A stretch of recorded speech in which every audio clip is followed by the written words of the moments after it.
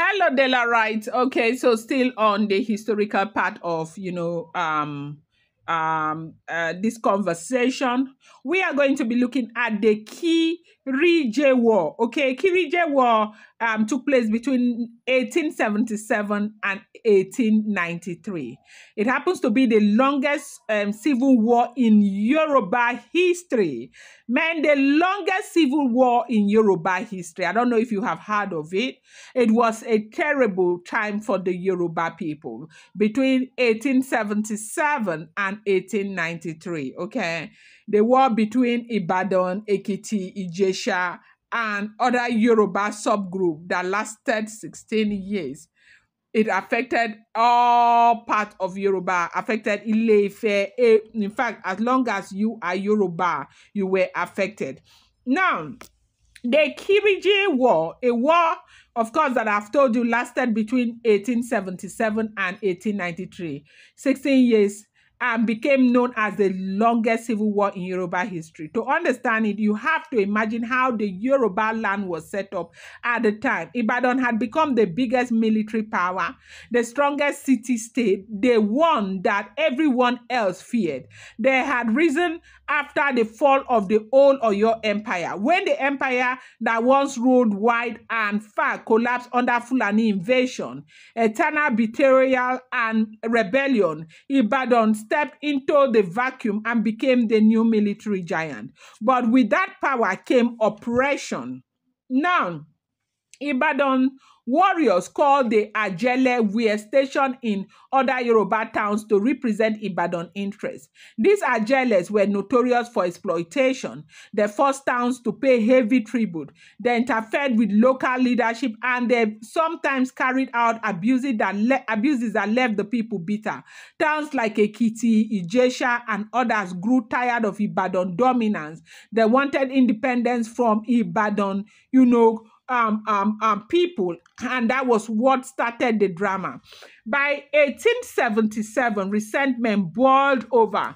The Ekiti towns and Ijesha people formed an alliance called the Ekiti Paropo. Okay, so when you hear about that word Paropo that people are using, they called Kabiesi's father Paropo. It was from here. Okay.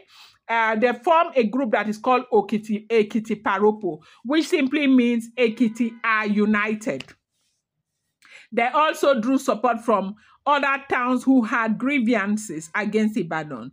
The war began when one of Ibadan's Ajele representative in Ijesha land was killed after years of provocation. Ibadan, proud and determined to maintain their supremacy, sent their massive army to crush the rebellion. But they underestimated the unity and determination of the Ekiti Paropo forces. That was when the Wahala started. It was not a small thing. This was just a small clash. It became a brutal, drawn-out war. For 16 years, Yoruba people were killing each other.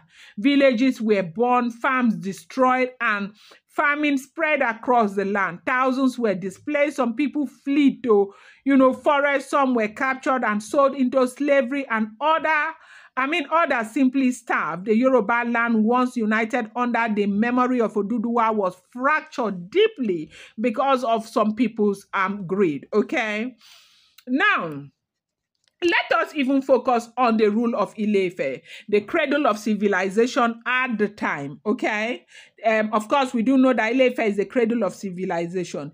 Ife was not the military giant that Ibadan was. Neither was it as desperate for independence as Ekiti or Ijesha, but geographically, Ife was caught in the middle. It lands became a battlefield because it stood between the powerful Ibadan to the west and the resisting Ekiti Ijesha alliance to the east. Both sides needed Ife's land as a passage for their armies. Both sides, encroached, and Ife people suffered. They suffered though. They suffered because Ibadan people will pass through their land. Ekiti people will pass through their land. Ekiti army, they were passing through Ife. Ibadan army, they were passing through Ife. Okay? And Ife people suffered. At the time, The Oni of Ife was Oni Derin Alogbenla. Oh, wahala deo. Derin, okay. Ologbenla, okay. Ologbenla, yes. Oni Berin Ologbenla. He was a man who inherited a city of great spiritual importance, but limited political or military power. Ile-Ife had always been seen as the spiritual heart of the Yoruba, the place where Oduduwa was believed to have founded the people, the city of the crown. But by the late 19th century, Ife was no longer the political or military powerhouse it was. They only tried to maintain neutrality because the spiritual authority of Ife meant the city had to stand above the war of ambition, but neutrality was impossible when hungry soldiers trampled their farms, burned their villages, and demanded loyalty. You see, it was very difficult for the Oni of Ife at the time. Ile-Ife was raided, its people were displaced, crops were destroyed, and the sacred shrines that represented the heart of Yoruba tradition were desecrated. For the Oni at the time, it was humiliating. Imagine being the spiritual father of a nation, yet powerless to stop the destruction of your own home. Some factions in Ife wanted to side with Ekiti Paropo. Others thought it safer to lean towards Ibadan. This division weakened the city further. Meanwhile, the war dragged on because both sides were equally strong. Ibadan military force was unmatched, but the Ekiti Paropo alliance had determination and also secured modern weapons from the coast. By the 1880s, with the help of, contacts through missionaries and traders, they began to acquire rifles, giving them as age. Neither side could achieve total victory. Instead, they destroyed themselves and people in the middle. The suffering of the ordinary people was unspeakable. Families were separated. Many children became orphans and slaves were taken in thousands. Hunger became a weapon. The once fertile Yoruba land became a wasted land. Burnt farms, farms were burned. Even sacred Ile-Ife, which should never have, seen bloodshed, was reduced to ashes in part. The Oni at the time himself lived through the shame of seeing the cradle of the Yoruba turned into a battlefield. Now, by the late 1880s, the British were watching. The British had already established influence along the coast, particularly in Lagos. They saw the war as both an opportunity and a problem. An opportunity because the cures made it easier for them to step in as mediators and eventually expand their control. A problem because the constant fighting disrupted trade route and reduced the supply of slave, palm oil, and other resources, right? Now, in 1886, with British involvement, negotiation began through the war. Though the war would not officially end until 1893, the British brokered peace between Ibadan and the Ekiti Paropo alliance. The peace treaty was signed in 1893, bringing the Kiriji War to an end. It was called the Treaty of Peace, signed at Ibadan, but acknowledging all parties. Now, the consequences were huge. First, the war had weakened all Yoruba states. The strength that once could have been used to resist colonial intrusion was wasted in this conflict.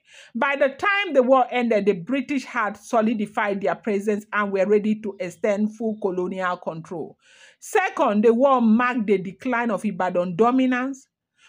Though, still important, Ibadan could no longer dictate to the rest of Yoruba land the way it once did. Third, for Ife, the war was a deep scar, okay? Doni had witnessed the humiliation of his sacred city, but Ife still retained its spiritual weight. After the war, Ife became one of the cities that helped restore a sense of unity among the Yoruba, even as colonialism advanced. It was not a small thing that happened. So to answer the question, was Ile-Ife part of the war? Yes, deeply so. Okay, even though Ife was not one of the main powers, it was affected terribly because of its position and because of what it symbolized. Okay, the king Oni Deren suffered the shame of watching his people, scattered and his land desecrated, even while trying to keep neutrality.